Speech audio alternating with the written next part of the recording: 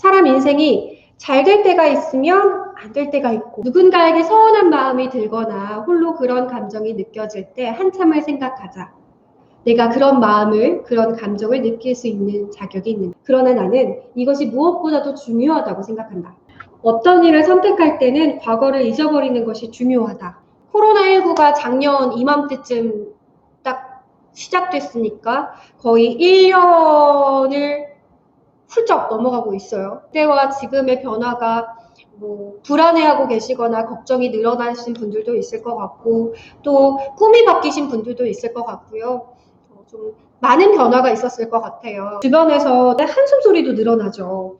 그게 또 좀 그 여파로 여러분들 자체도 더 막 고민스러워지고 힘들어지고 이런 부분들이 있을 거라고 생각이 드는데, 사람의 인생은 추와 같대요. 추랑 같대요.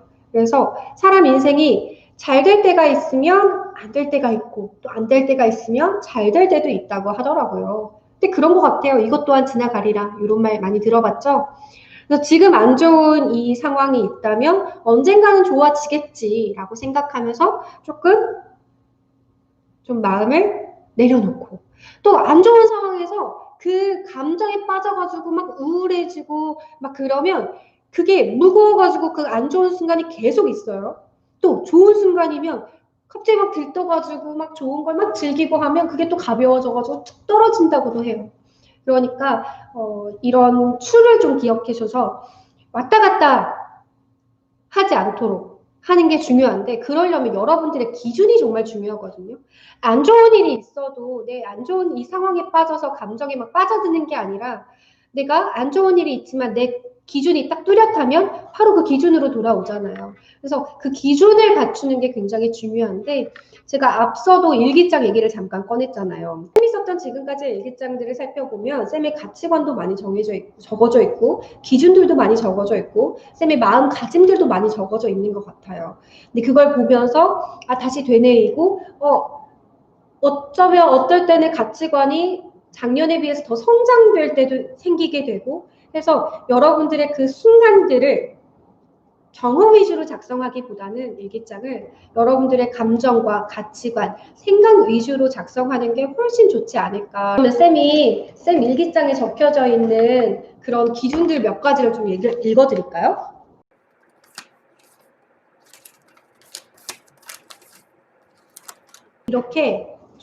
쌤이 이렇게 이런 식으로 일기장을 정리를 해놓는데, 몇 가지 좀 읽어드릴게요. 재밌겠죠? 이게 작년 이맘때쯤 썼던 것 같아요. 12월 5일이네요. 구독! 어떤 일을 선택할 때는 과거를 잊어버리는 것이 중요하다. 과거에 아무리 커다란 성공을 하였든 혹은 치명적인 실패를 하였든 간에 그런 것들은 중요하지 않다. 항상 현실에 중심을 두고 미래를 생각하는 마음가짐이 필요하다. 나 자신도 발전할 수 있고 재밌게 일할 수 있으며 사회에 도움을 줄 수 있는가를 생각해야 한다.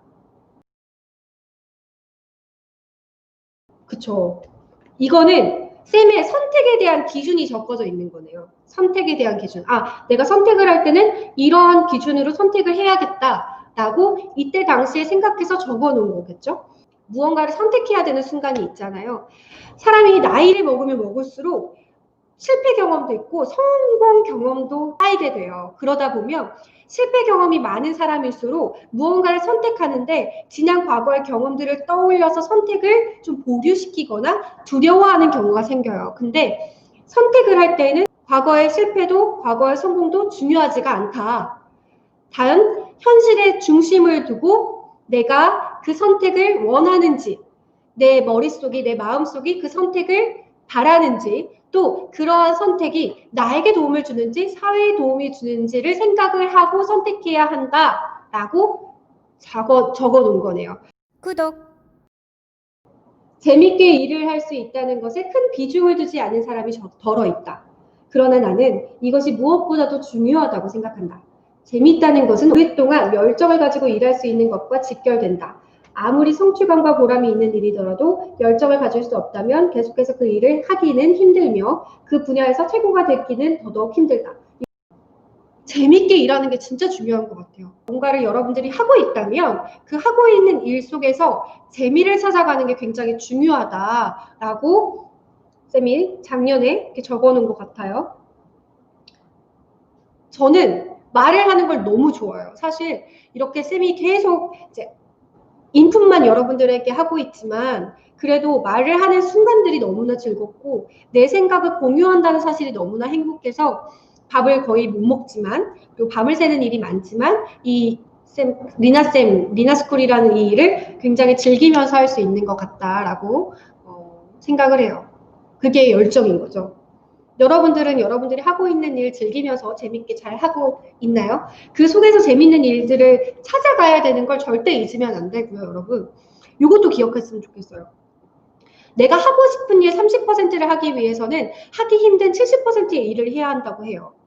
예를 들면 쌤이 수업하는 것 자체를 너무너무 좋아해요. 근데 수업하는 것 자체를 너무너무 좋아하는데 수업 준비하는 게 너무너무 힘들어요. 그럴 수 있죠. 하지만 내가 그 좋아하는 수업을 계속하기 위해서는 수업 준비를 해야만 한다는 거죠. 이게 어떤 것에 일을 함에 있어서 꼭 잊지 말아야 되는 부분인 것 같아요. 그래서 여러분들도 여러분들이 좋아하는 일이 있다면 그 좋아하는 일의 30%의 여러분들이 좋아하는 일을 위해서 힘들지만 하기 힘든 70%의 일을 해야 한다. 예를 들면 정말 마음에 들고 좋아하는 분이 있어요.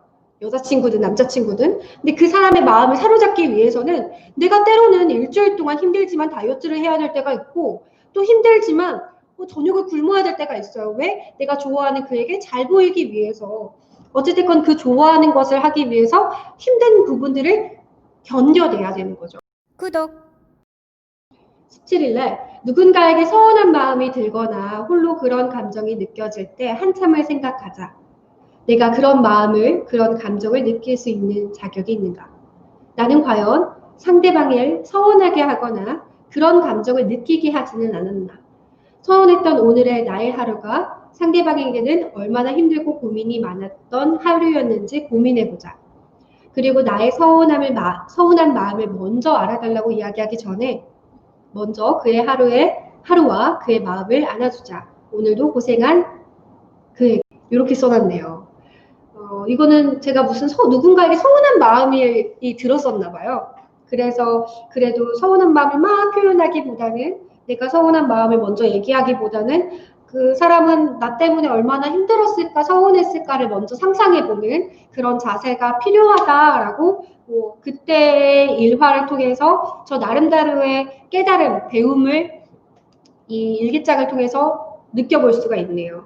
여러분들도 작성을 하실 때 여러분들이 했던 경험 솔직히 여러분들 기억하잖아요. 그런 했던 경험을 누구랑 만나서 마라탕을 먹은 이런 식으로 쓰지 말고요. 조금 그 상황과 그때의 감정과 그때의 생각들을 위주로 작성을 하다 보면 그게 여러분들의 가치관이 되고 그게 여러분들의 기준이 되니까 이런 것들을 절대 잊지 않으셨으면 좋겠고 그런 식으로 일기장을 작성하시면 1년이 지나고 2년이 지나고 3년이 지나서 여러분들의 에세이가 되고 여러분들의 기준들이 되니까 한번 오늘부터라도 혹은 내년 다가오는 1월 1일부터라도 여러분들 꼭 한번 해보셨으면 좋겠다라고 생각이 듭니다. 사람 인생이 잘 될 때가 있으면 안 될 때가 있고 누군가에게 서운한 마음이 들거나 홀로 그런 감정이 느껴질 때 한참을 생각하자. 내가 그런 마음을, 그런 감정을 느낄 수 있는 자격이 있는가? 그러나 나는 이것이